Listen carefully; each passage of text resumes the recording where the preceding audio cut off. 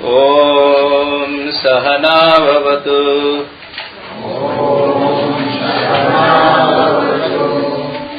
सहनौ भुनक्तु। सह वीर्यं करवावहै। तेजस्विनावधीतमस्तु।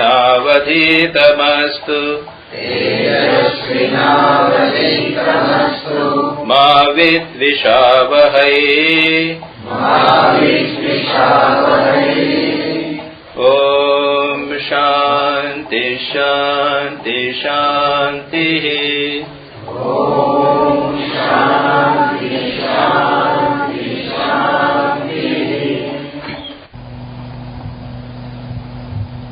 हम लोग कठोपनिषद के छठी वल्ली के 11वें मंत्र का पाठ कर चुके हैं। एक महत्वपूर्ण बात उस मंत्र में कही गई है। तो कहा गया है कि योग प्रभव अप्यय है। योगो ही प्रभवाप्ययो। और साथ में कहा है अप्रमत्तः सदा भवति। वह योगी जब योग प्राप्त करता है तब अप्रमत्त हो जाता है, प्रमाद शून्य हो जाता है। और उसकी दूसरी व्याख्या के अनुसार है कि योगी को प्रमाद रहित होना चाहिए, क्योंकि योग प्रभव और अप्यय युक्त है। यानी योग उत्पन्न होता है और नष्ट होता है। तात्पर्य यह है कि कोई व्यक्ति यदि योग की साधना करता है और योग में प्रतिष्ठित हो जाता है तो भी उसका नाश हो सकता है, विनाश हो सकता है। योग से वह चलित हो सकता है, स्खलित हो सकता है, नीचे गिर सकता है। इसलिए कहा है अप्रमत्तः भवति। अप्रमत्तो भवति को लेना पड़ेगा कि अप्रमत्त बनो, प्रमाद रहित बनो। और इसके दृष्टांत हम पुराणों की कथाओं इत्यादि में प्राप्त करते हैं। और जो व्यक्ति निष्ठावान साधक है, खूब मेहनत कर रहा है, वह स्वयं अपने जीवन में यह अनुभव करता है कि उसे कितना सावधान रहना पड़ता है। अगर नहीं रहे तो पुनः वह नीचे चला जाए। योग या आध्यात्मिक जीवन तो मानो एक नदी के प्रवाह की विपरीत दिशा में तैरने के समान है। एक नदी है, पानी बह रहा है। गंगा में, हम तो काशी में रहे, गंगा में प्रवाह है नीचे की ओर। वहां पर गंगा उत्तर वाहिनी है, उत्तर की ओर प्रवाह है। और हम अगर उसमें तैरना चाहें, अगर हम सोचें कि हम एक स्थान पर बीच में बने रहेंगे तो आप नहीं रह सकते, नीचे चले जाएंगे। आपको कंटिन्यूअसली ऊपर की ओर प्रवाह के विपरीत दिशा में प्रयत्न करते हुए आगे बढ़ना पड़ेगा, अन्यथा आप एक घाट के सामने भी नहीं रह सकते। उसके बाद वाले घाट में आप स्वाभाविक रूप से प्रवाह से बह जाएंगे। तो योग या आध्यात्मिक जीवन है हमारी स्वाभाविक प्रवृत्तियां, हमारे राग द्वेष इत्यादि की जो प्रवृत्तियां हैं, पशु प्रवृत्तियां हैं, इंस्टिंक्ट्स जिसे हम कह सकते हैं, सहजात प्रवृत्तियां हैं, पैशंस, इंस्टिंक्ट्स, इनकी विपरीत दिशा में बहने जैसा। और बहुत लंबे समय के अभ्यास के बाद में एक स्थिति ऐसी अवश्य आ जाती है कि जब व्यक्ति स्वाभाविक रूप से योग का अभ्यास करता रहता है, उठते बैठते चलते फिरते शुभ चिंतन करता रहता है। अन्यथा जो नीचे खींचने की, जिसको आगे हम देखेंगे, कामा ये अस्य हृदय स्थिता, यानी जो हमारी जो नीचे की ओर, विषयों की ओर सेंसेट टेंडेंसीज जो है इतनी प्रबल है कि वे हमेशा नीचे खींचने का प्रयत्न करती है।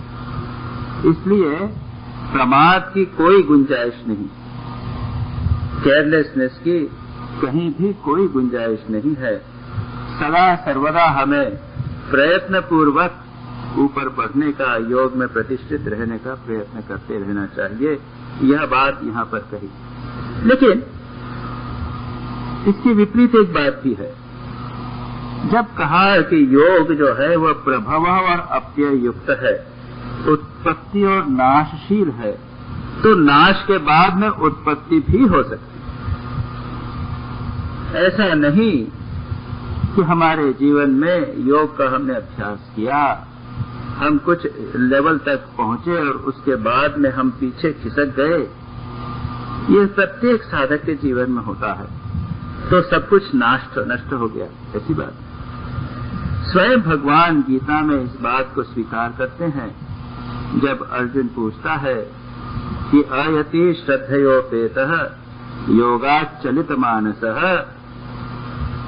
अप्राप्त योग संसिद्धिम काम गतिम कृष्ण गच्छति, जो व्यक्ति है उसने पूरे तरह अपने मन को कंट्रोल नहीं किया है, योग से उसका मन विचलित हो गया है, प्रमाद के कारण हो या किसी भी कारण, मुख्य रूप से प्रमाद के कारण, केयरलेसनेस के कारण, तो वह सिद्धि प्राप्त नहीं करता, उसकी क्या गति होती। तब भगवान कहते हैं कि अर्जुन न इह नाहेव नामुत्र विनाशस्तस्य विद्यते, यानी यहाँ इस काल में या परकाल में उसका विनाश नहीं होता। वो भले ही वो योग से स्खलित हो गया हो, लेकिन अगला उसका जन्म, उसने जो पुण्य कर्म किए हैं उसके अनुसार एक शुभ कुल में होगा, श्रीमतों के घर में या योगियों के घर में होगा, और पूर्व संस्कार से, पूर्व परिस्थितियां उसे पुनः प्राप्त होगी, वह आगे बढ़ेगा। तो ये एक रे ऑफ होप विशेषकर हिंदू धर्म में है। ईसाई और इस्लाम धर्म में तो काफी गालियां दी गई हैं कि अगर ऐसा होगा तो तुम नरक में जाओगे और वहां से मुक्त नहीं हो सकते।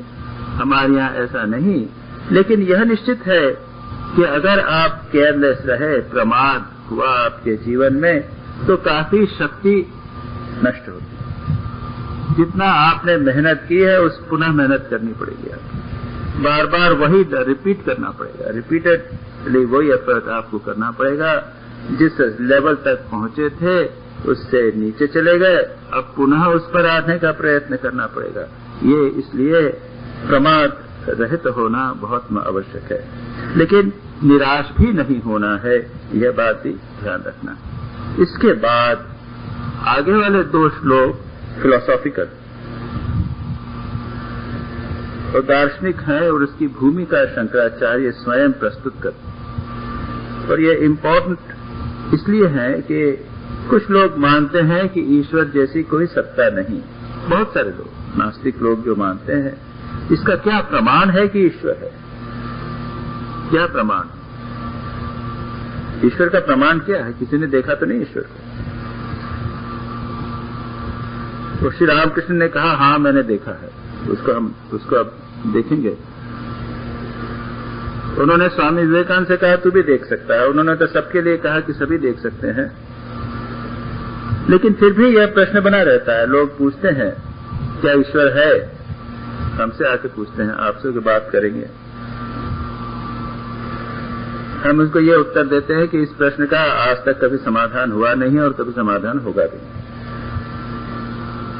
ईश्वर का प्रमाण क्या है, इस बात को यहाँ पर बताया है। किस चीज को हम सत्य के रूप में स्वीकार करते हैं, जिसको हम प्रमाण के रूप में जाने, प्रमाण के माध्यम से, by the instruments of knowledge, हमारी इंद्रियों के द्वारा, मन के द्वारा उसको अब स्पष्ट रूप से जाने, तब हम कहेंगे कि यह वस्तु है। लोग कहते हैं, प्रश्न करते हैं, स्वामी जी आप तो डॉक्टर हैं, ये डिसेक्शन करके शरीर को काट छीट कर देखा, आत्मा है क्या, कहाँ है? वो तो मिलती नहीं। उसका प्रमाण क्या है? आप तो माइक्रोस्कोप के नीचे आपने क्या आत्मा को देखा है? तो ये एक महत्वपूर्ण बात है कि आत्मा का प्रमाण क्या। जब यह कहा जाता है कि वह यतो वाचो निवर्तन्ते अप्राप्य मनसा सह, मन के द्वारा, वाणी के द्वारा उसको नहीं जाना जा सकता, बुद्धिं च न विचेष्टति तामाहु परमाम गति इत्यादि कई बार कहा गया है।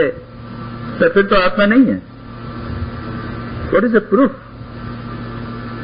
इस पर इनके अगले वाले 2 श्लोकों में उपनिषदकार कहेंगे, और शंकराचार्य का जो कमेंट्री है, शंकराचार्य का जो इंट्रोडक्शन है, वह इम्पोर्टेंट। वो कहते हैं यदि ब्रह्म बुद्धि आदि चेष्टा का विषय होता, बुद्धि आदि चेष्टा विषयम चेत ब्रह्म, तब तो यह वह है, यह ब्रह्म है, इदम ब्रह्म, इस प्रकार से वह विशेष रूप से गृहीत किया जा सकता था। यह ब्रह्म है, ऐसा गृहीत किया जा सकता था। किंतु बुद्धि आदि के निवृत्त हो जाने पर तो उसे गृहीत करने के कारण का अभाव हो जाने से, जब बुद्धि भी न विचेष्टति, कहा है ना, आगे इस पे आया है, देखिए 10वां श्लोक है, यदा पंचावतिष्ठन्ते ज्ञानानि मनसा सह बुद्धिश्च न विचेष्टति तामाहु परमाम गति। जिस समय 5 इंद्रियां मन के सहित स्थित हो जाते हैं, बुद्धि भी चेष्टा नहीं करती, बुद्धि भी नहीं रहते, इंद्रियां सब रिकॉइल हो जाती हैं, तो यदि बुद्धि आदि के निवृत्त हो जाने पर तो उसे गृहीत करने का कारण का अभाव हो जाने से, कोई कारण नहीं, कोई उपाय नहीं जिसके द्वारा उसको ग्रहण किया जा सके ब्रह्म को, तो वह उपलब्ध न होने वाला ब्रह्म वस्तुतः है ही नहीं। देन यू हैव टू से इट इज नॉट देयर। तो डायरेक्ट प्रूफ ब्रह्म का तो है ही नहीं। यह एक बहुत महत्वपूर्ण एक आर्ग्यूमेंट है, स्टेटमेंट है। जब इंद्रिय मन बुद्धि उसको ग्रहण नहीं कर सकते, जब इंद्रिय मन बुद्धि वहां नहीं जा सकते, तो ब्रह्म को कौन उपलब्ध करेगा? वो उपलब्ध हो ही नहीं सकता। लोक में, संसार में, समाज में जो वस्तु इंद्रिय गोचर होती है वही है, इस प्रकार प्रसिद्ध होती है। ये घड़ी है, ये ग्लास है, ये थर्मस है, क्योंकि मैंने इंद्रिय के द्वारा ग्रहण किया या बुद्धि के द्वारा ग्रहण किया। कुछ ऐसी वस्तुएं हैं जो इंद्रिय के द्वारा ग्रहण नहीं होती, फिर भी बुद्धि स्वीकार करती, जैसे धर्म अधर्म, पाप पुण्य। ये पाप पुण्य क्या हमने देखे? इंद्रियों के द्वारा देख सकते हैं।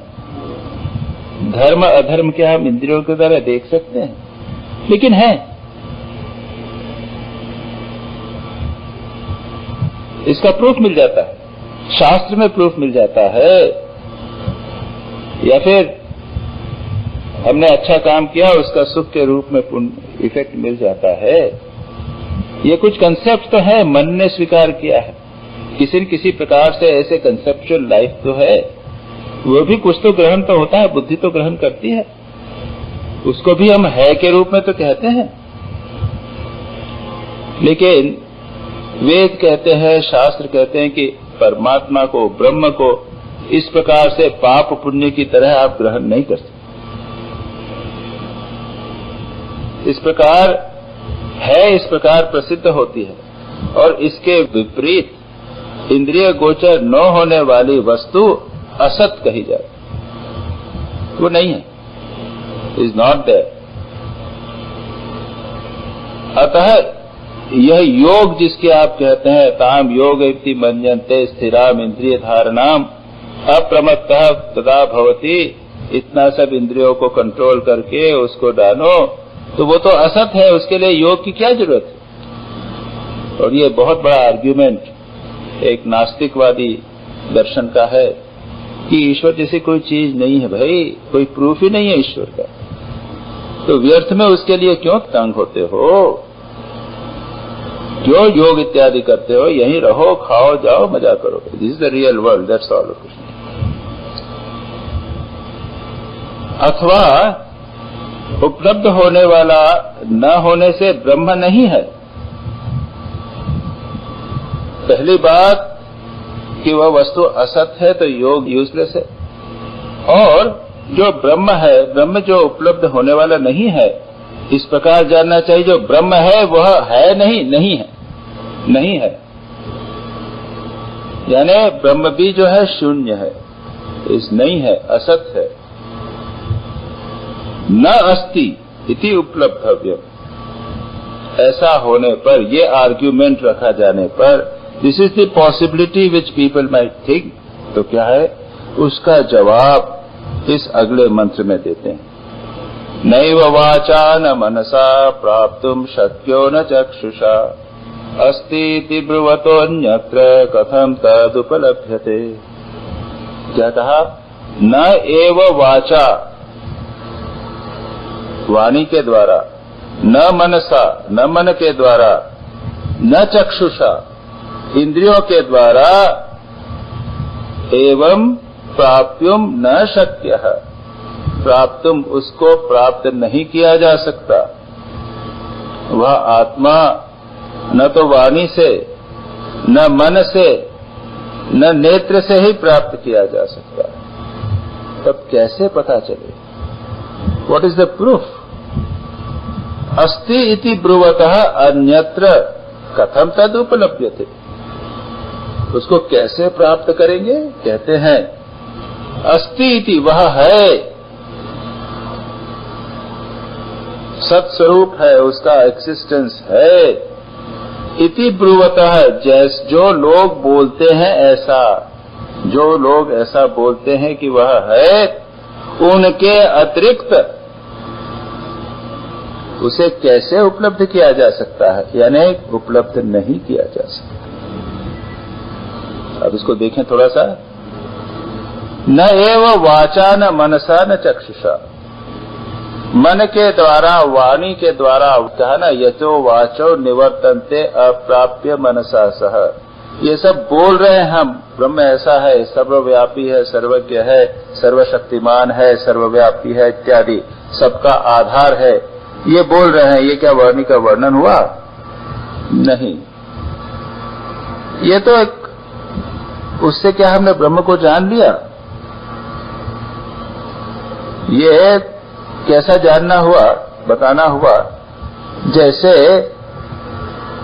एक चंद्रमा है,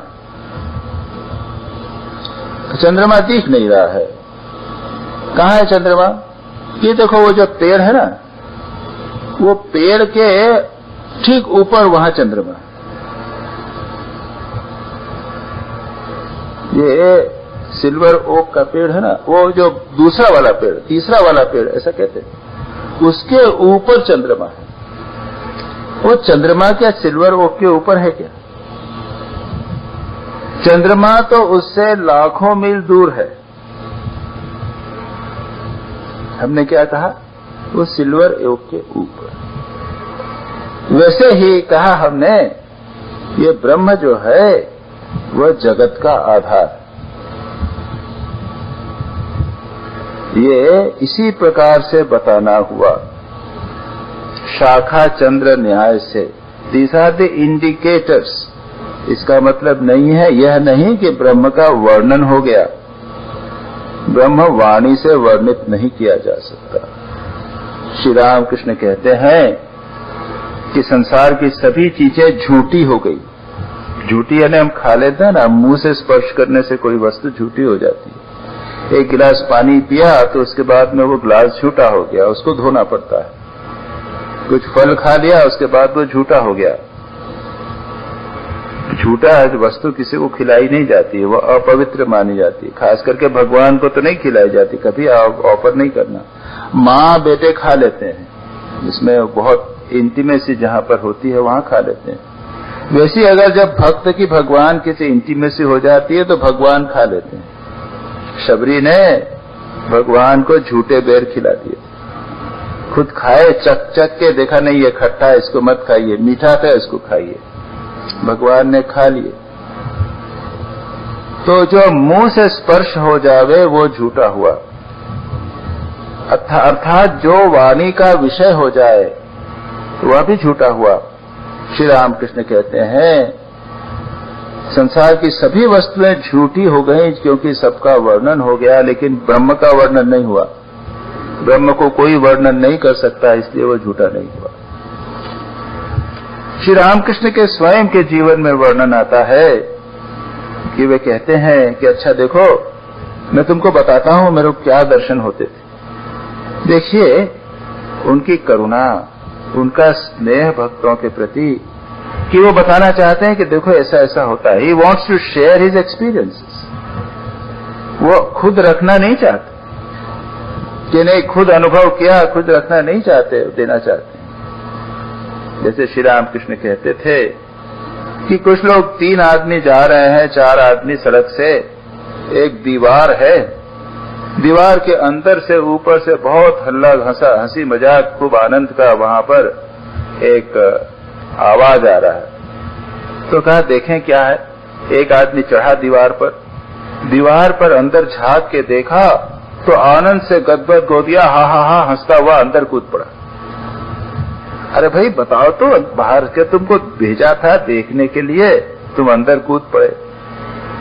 दूसरा व्यक्ति गया, दूसरा भी हा हा देखा, बड़ा आनंद देखा, वहीं अंदर कूद गया। तीसरा व्यक्ति ऊपर गया, देखा उसने, उसकी इच्छा हुई कि अंदर कूद पड़े, कितना आनंद का मेला है वहां पर, लेकिन उसने कहा कि अगर मैं कूद पड़ूंगा तो लोगों को कौन पता चलेगा। वो वापस आ जाता है लोगों को दिखाने के लिए, बताने के लिए कि देखो भाई वहां पर कुछ।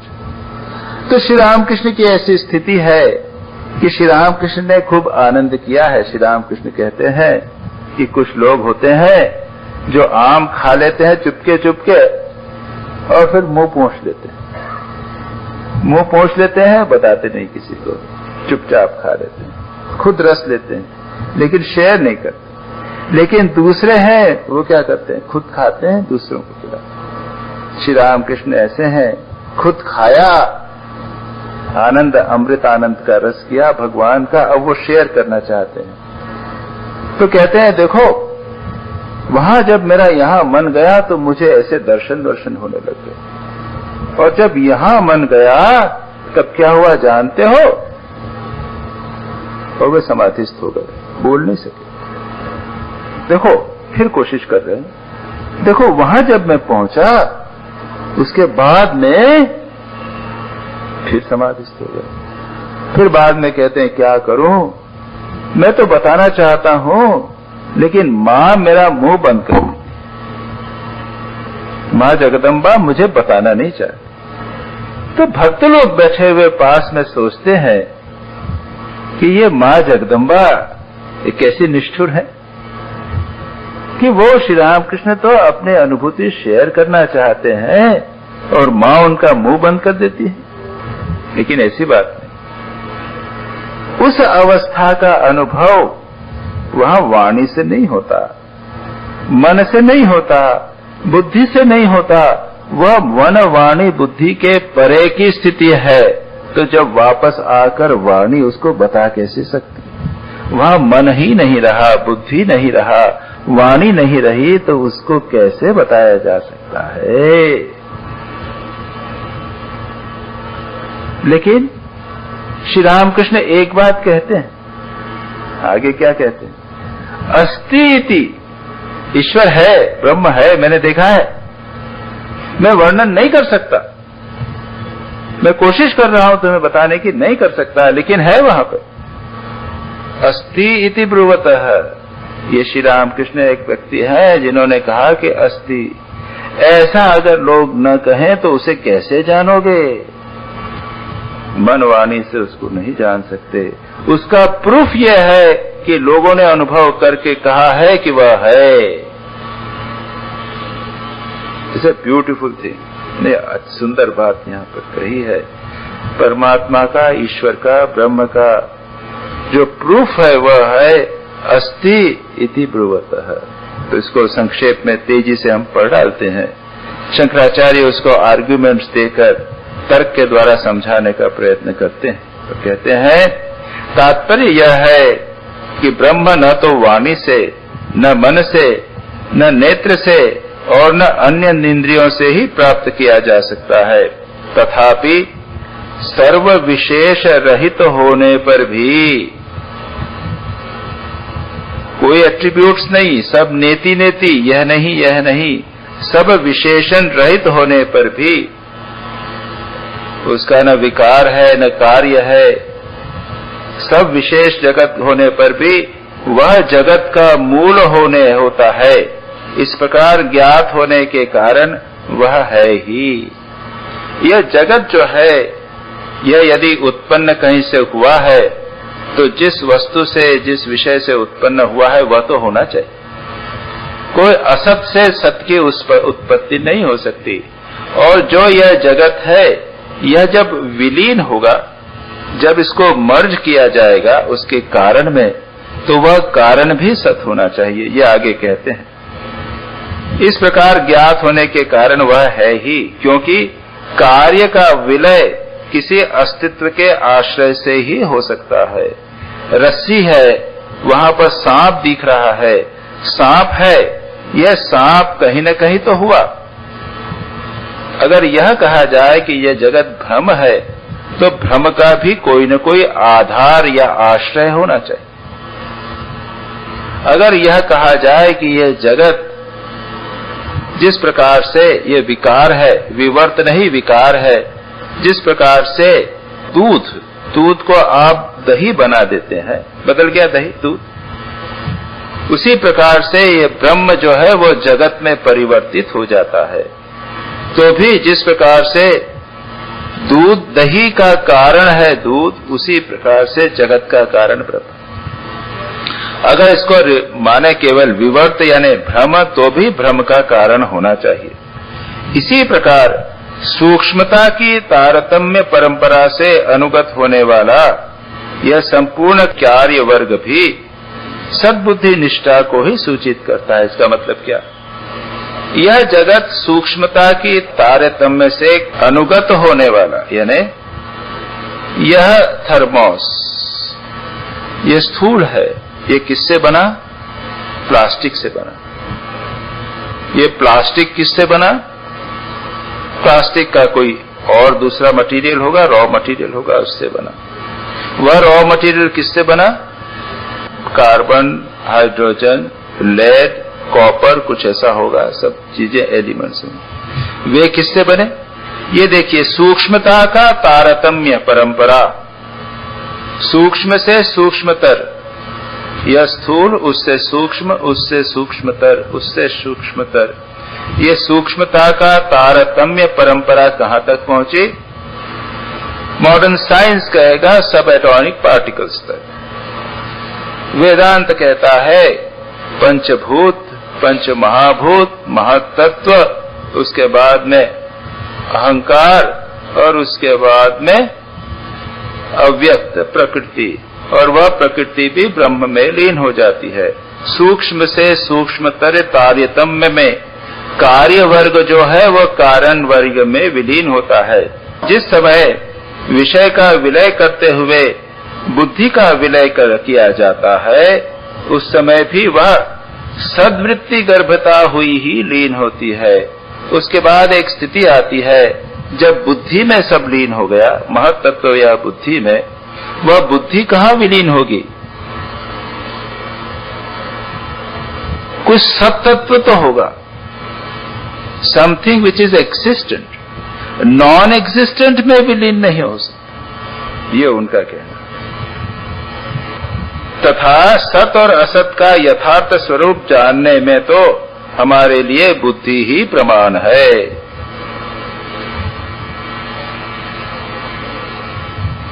यदि जगत का कोई मूल न होता तो यह संपूर्ण कार्य वर्ग असतमय ही होने के कारण असत है, इस प्रकार गृहीत होता। अगर जगत का कोई मूल कारण नहीं होता तो सब कुछ असत होता, किंतु ऐसी बात नहीं है। यह जगत है इस प्रकार से गृहीत होता है। Yes, it is. जिस प्रकार से मिट्टी आदि का कार्य घट आदि मिट्टी का आदि के समन्वित ही गृहीत होते हैं, अतः जगत का मूल आत्मा है, इस प्रकार ही उपलब्ध होनी चाहिए। क्यों? क्योंकि आत्मा है इस प्रकार कहने वाले शास्त्रानुसारू श्रद्धालु आस्तिक पुरुषों में से भिन्न नास्तिकवादियों को, जो ऐसा मानते हैं कि जगत का मूल आत्मा नहीं है इत्यादि, उन ऐसे विपरीत दर्शियों को ब्रह्म किस प्रकार से उपलब्ध हो सकता है। तात्पर्य यह है कि जिन लोगों ने ब्रह्म को जाना है उनका ही प्रमाण है कि ब्रह्म है, बाकी उनको जाना नहीं जा सकता। इसके आगे का जो मंत्र है उसमें इस बात को एम्फेसाइज करके महत्वपूर्ण बात कही जाएगी, और वह यह कि प्रारंभ में जगत को, ब्रह्म को अस्थि के रूप में स्वीकार करना चाहिए, अस्थि के रूप में एक्सेप्ट करना चाहिए, तब वह तत्व के रूप में साक्षात उसकी अनुभूति करना। अस्ति एव उपलब्धव्यः तत्वभावेन उभयोः अस्ति एव उपलब्धस्य तत्वभावः प्रसीदति। इन दोनों में से, उभयोः, इन दोनों में से जो अस्ति एव उपलब्धस्य, जिसने इसे अस्ति के रूप में उपलब्ध किया है, उसका तत्वभावः प्रसीदति, उस पर तत्वभाव प्रसन्न होता है, मैनिफेस्ट होता है, वह उसको तत्व के रूप में साक्षात अनुभव करता है। अब इसका दो प्रकार से इसकी व्याख्या होगी। एक व्याख्या के अनुसार तो पहले अस्ति इति एव उपलब्धव्यः, जो अभी कहा कि यह जो जगत है इसका एक आदि कारण अवश्य होना चाहिए। अगर उसको सूक्ष्मता के तारतम्य में, कार्य को कारण में, उस कारण को उसके कारण में, उसके कारण में विलीन करते चले जाएं तो अस्थि बचेगा, बुद्धि का भी विलीन बचेगा। तो एक तो है जगत के आदि कारण के रूप में एक सत है, अस्थि है, यह अनुभूति करना, और दूसरा उसका वास्तविक तत्व स्वरूप में अनुभव करना, जगत के कारण के बिना भी, जगत के कॉन्टेक्स्ट, संदर्भ के बिना। एक है इमेनेंट एक्सपीरियंस, ब्रह्म जगत में अनुस्यूत है उसके कारण के रूप में, और दूसरा ट्रांसेंडेंट एक्सपीरियंस कि उसका जगत से कोई लेना देना नहीं। श्री रामकृष्ण को यह अनुभव हुआ था और स्वामी विवेकानंद को उन्होंने यह अनुभव कराया था। स्वामी विवेकानंद को जब श्री रामकृष्ण ने एक बार स्पर्श किया था, कई बार स्पर्श करा उनको, कई बार अलग अलग अनुभूतियां हुई और एक एक लें तो बड़ा इंटरेस्टिंग एक एक्सपीरियंस, यह एक एनालिसिस मिलता है।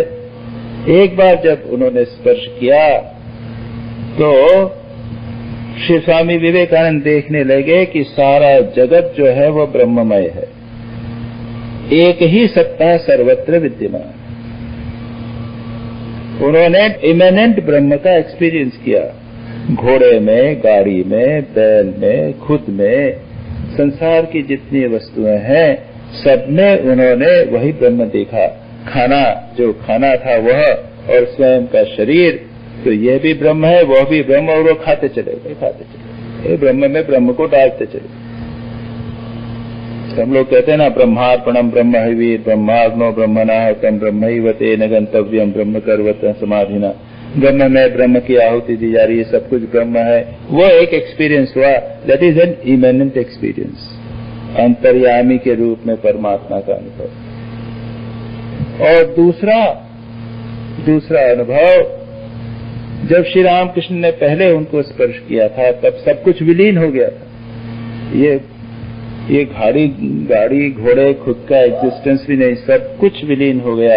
और क्या रहा, केवल वर्णन नहीं कर सकते, वो चिल्ला उठे थे उस समय। और निर्विकल्प समाधि बाद में जब उनको अनुभव हुई थी तब भी क्या हुआ था उसका वर्णन नहीं कर सकते। गॉन बियॉन्ड बॉडी माइंड, वो है तत्व भाव। तो पहले उसे स्वीकार करना पड़ा। श्री रामकृष्ण के पास जब आए, उन्होंने कहा क्या ईश्वर है? श्री रामकृष्ण ने कहा था हाँ है। स्वामी विवेकानंद के पास में आए थे इस पॉइंट को लेकर, क्या ईश्वर है?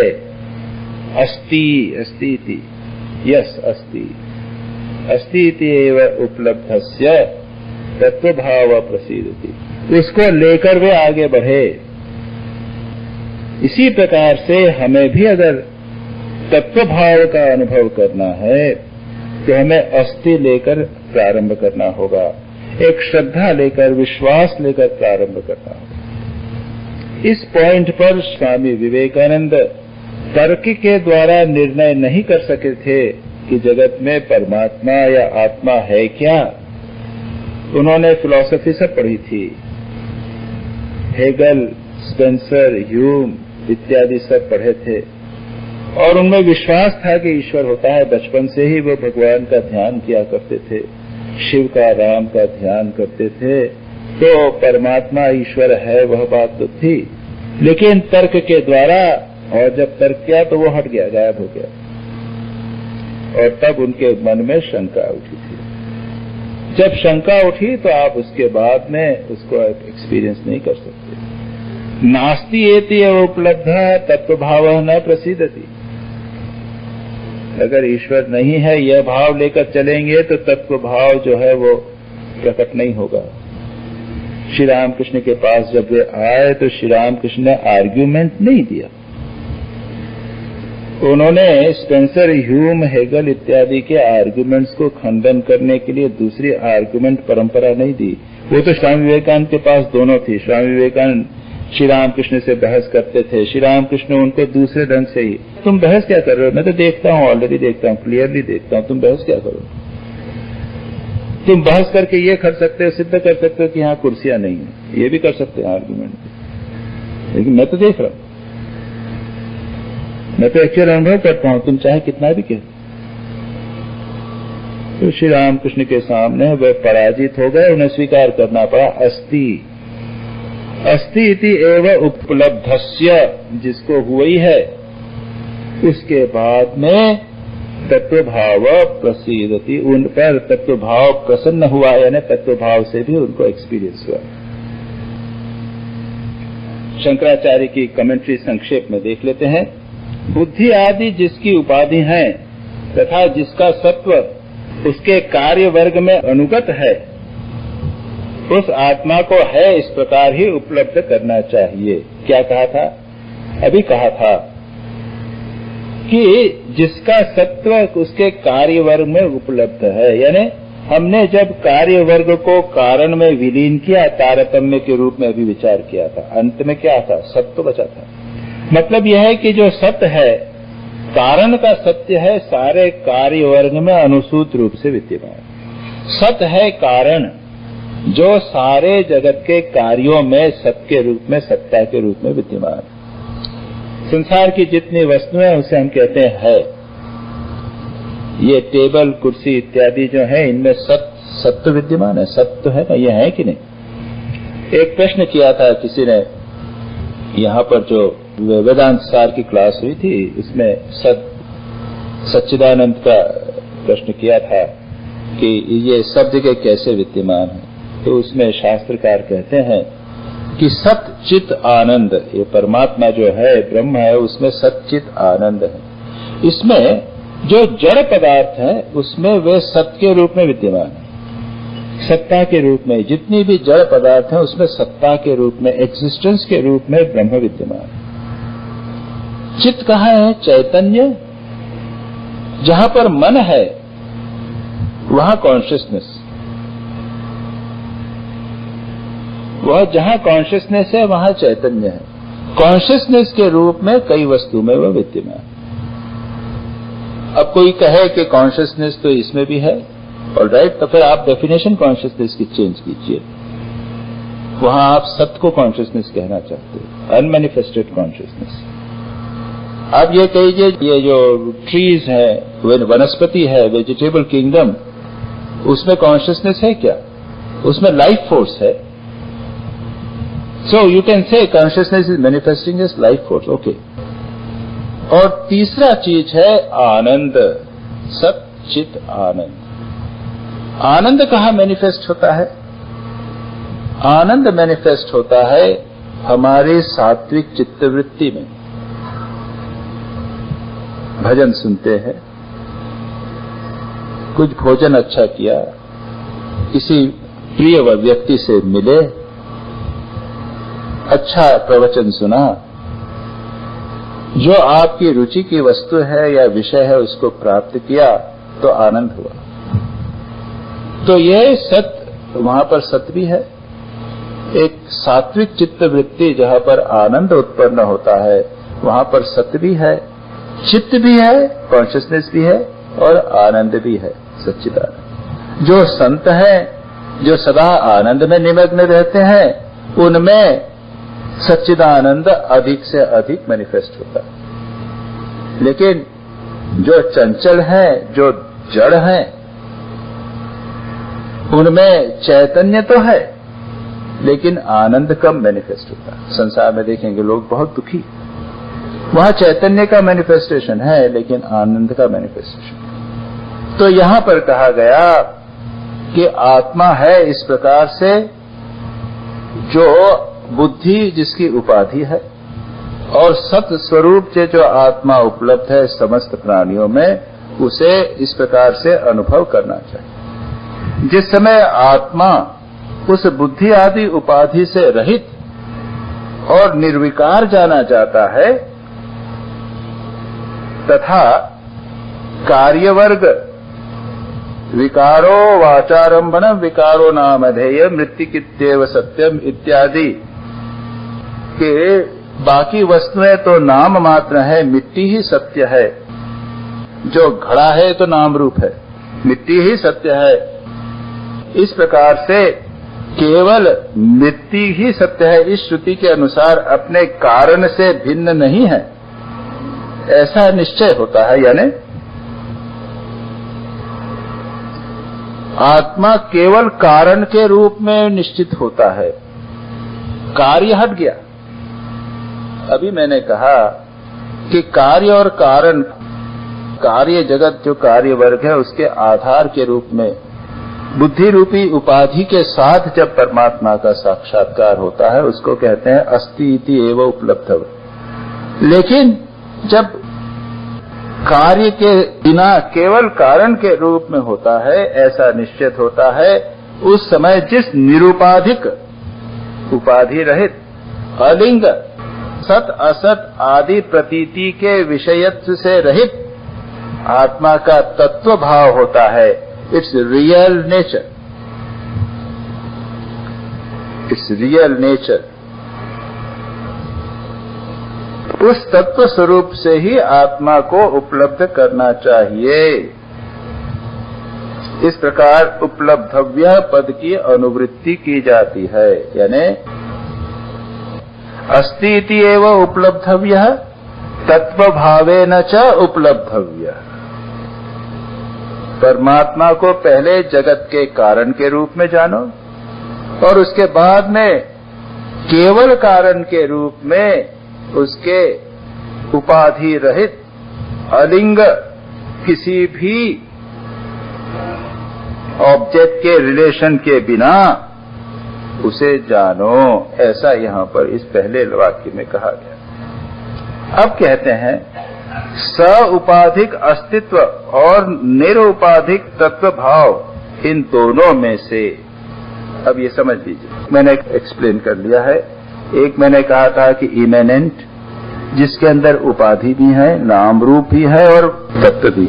याद रखिए, संसार में जितनी वस्तुएं हैं उसमें 5 चीजें हमेशा विद्यमान हैं।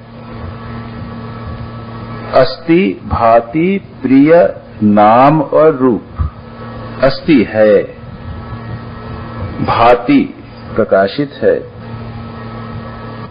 और प्रिय है और नाम और रूप,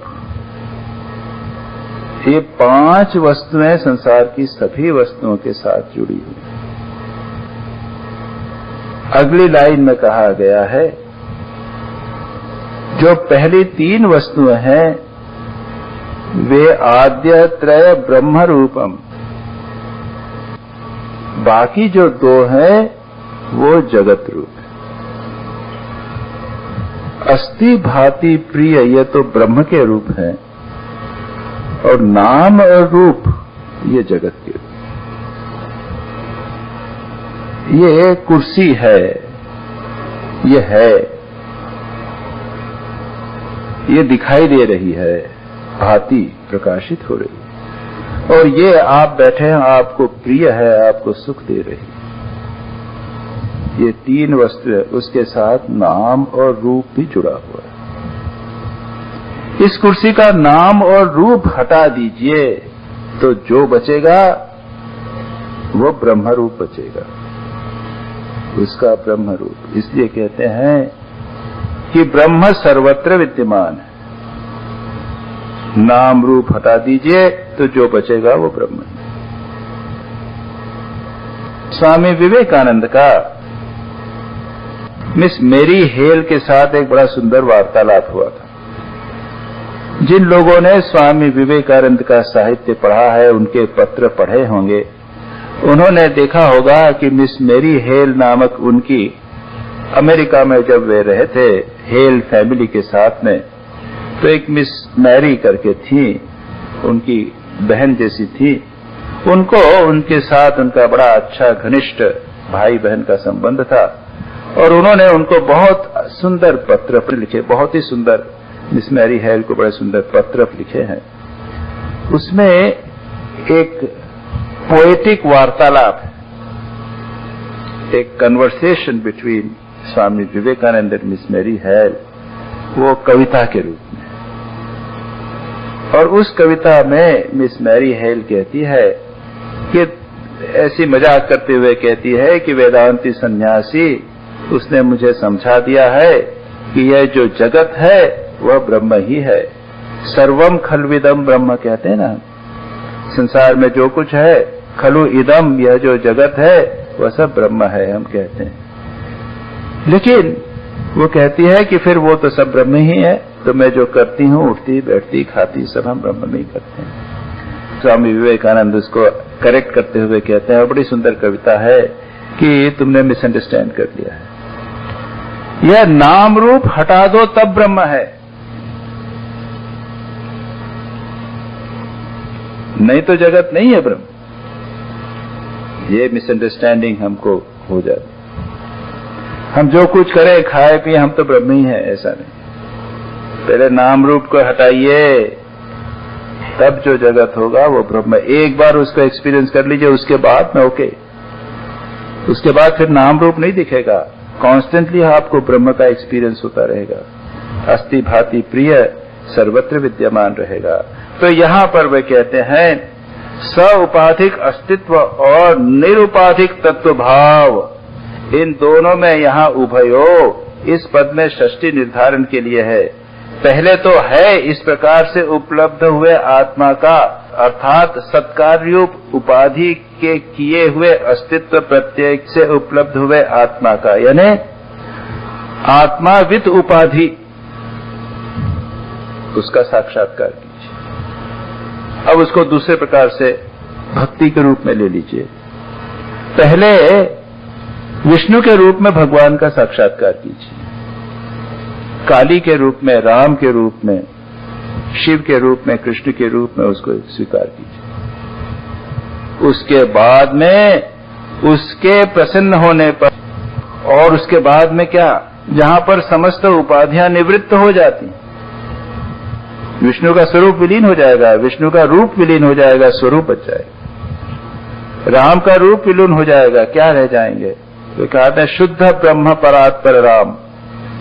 हम जो राम नाम संकीर्तन करते हैं, शुद्ध ब्रह्म परात्पर राम, कालात्मक परमेश्वर राम, शेष कल्प सुख निद्रित राम। उसके बाद तो पहला है शुद्ध ब्रह्म परात्पर, और अंत में क्या करते हैं, वैकुंठालय संस्थित राम, नित्यानंद पदस्थित राम। फिर वहीं पर लीन हो गए।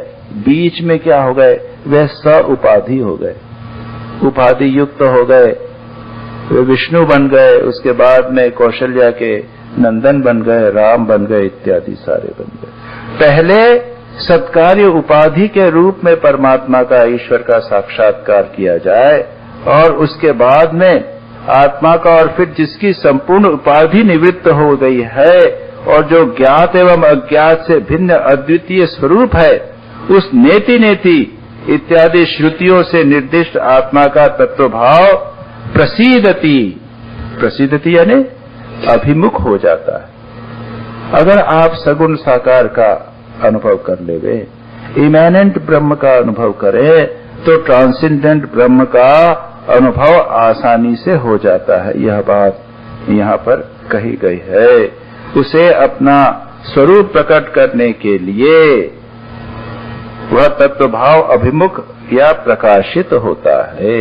यह बात इस सुंदर श्लोक में कही है। मैंने कहा था प्रारंभ में ही फिलोसॉफिकल है, हाई है, टेक्निकल है ये, लेकिन जैसा मैं कई बार कहता हूं कि कई फिलोसॉफिकल बातें या उच्च आदर्श की बातें, कल ही बात कही थी जब भगवान ने उद्धव को उपदेश दिया और उसमें उन्होंने बहुत ऊंची बात कही कि तुम राग द्वेष से परे होकर विचरण करो और समत्व रहो, मुझ में सारे जगत को देखे, अपने को सब में देखो, इत्यादि जब बात कर रहे थे तो लगता था कि ये बहुत ऊंची बातें हैं। और उद्धव स्वयं अब प्रश्न करेंगे कि आपने जो कहा वो हमारे लिए तो संभव नहीं है, आपने जो निवृत्ति और संन्यास की बात कही है मैं तो नहीं फॉलो कर सकता। लेकिन इसको सुनना भी कल्याणकर है, एक उच्च भाव में मन बना रहता है। या फिर पेपर में आप उठकर पॉलिटिक्स, करप्शन और ये बातें पढ़ें, तो उसके बदले ये ऊंची बातें पढ़ें तो क्या बुरा, मन तो ऊंचा रहेगा। तो यहाँ पर ये दो मंत्रों में कुछ महत्वपूर्ण बात कही कि इसको मनवाणी से नहीं जाना सकता, पहले आस्ति के रूप में उसको जाना जाएगा और उसके बाद में उसका जो वास्तविक तत्व भाव है वह प्रकट होगा। इस प्रकार की बात कही। अब आगे दो मंत्रों में अमर कब होते हैं यह बात कही। याद रखिए, बार बार घूम घाम कर फिर उसी पॉइंट पे आ जाते हैं, क्योंकि नचिकेता का प्रश्न था मरने के बाद क्या होता है। इन अदर वर्ड्स नचिकेता जानना चाहता था मरने का रहस्य पता चल जाए मृत्यु का तो हम अमर हो जाएंगे। और यमराज विभिन्न प्रकार से उस बात को, तत्व को बताते हुए कहते हैं और फिर बार बार अमरत्व की बात भी कहते हैं। एक बात तो कहा था योनि मन्ये प्रपद्यन्ते शरीरत्वाय देहिने स्थानुमन्ये अनुसंयन्ति यथा कर्म यथा शतम। अलग अलग योनियों में जाते हैं अपने कर्म के अनुसार और जैसा श्रुति में लिखा है उसे, इत्यादि बात भी कही थी। और पहले तो यह कहा था न जायते म्रियते, तुमने पूछा कि मरने के बाद क्या होता है, क्या आत्मा तो मरती भी नहीं है, इस प्रकार की बात कही। और उसी प्रश्न को याद रखिए अलग अलग प्रकार से इसका उत्तर दिया जाता है। ओम सहनाववतु सहनौ भुनक्तु सह वीर्यं करवावहै